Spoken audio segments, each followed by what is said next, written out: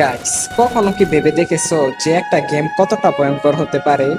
আজকের গল্পটা এমন একজন ছেলেকে নিয়ে, যে কিনা একটা সময় পড়ালেখায় খুবই ভালো ছিল, কিন্তু ফ্রি ফায়ারের নেশায় পড়ে সে তার জীবনের সব থেকে গুরুত্বপূর্ণ মুহূর্তগুলো হারিয়ে ফেলেছে।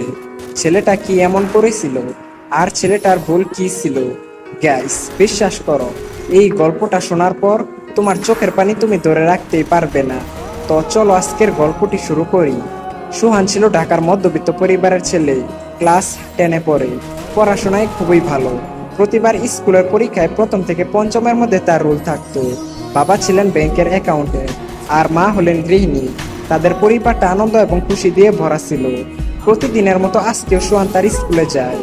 স্কুলের বন্ধু রিয়াদ এসে বলল, দোস্ত, তুই কি ফ্রি ফায়ার খেলিস? সুহান মাথা নাড়িয়ে বলল, না বন্ধু, এই গেমটার নাম অনেক শুনেছি, কিন্তু কখনোই খেলা হয় নাই। এরপর রিয়াদ সোহানকে বলল, আরে ভাই, এই গেমটা একবার খেললে তুই যে কোন দুনিয়াতে হারিয়ে যাবি সেটা তুই নিজেই বলতে পারবি না। একবার গেমটা খেলা শুরু করলে আর কখনোই ছাড়তে পারবি না। এরপর রিয়াদ নিজের মোবাইলে গেমটা ওপেন করে সোহানকে দেখালো। গেমের সুন্দর লবি, গুলি চালানোর আওয়াজ আর গ্রাফিক্স সব মিলিয়ে সোহানের ভিতরে গেমটা খেলার জন্য এক ধরনের উত্তেজনা সৃষ্টি হয়। তারপর স্কুল শেষ করে বাসে আসার পর সোহান তার বাবার মোবাইলে গেমটা ডাউনলোড করলো।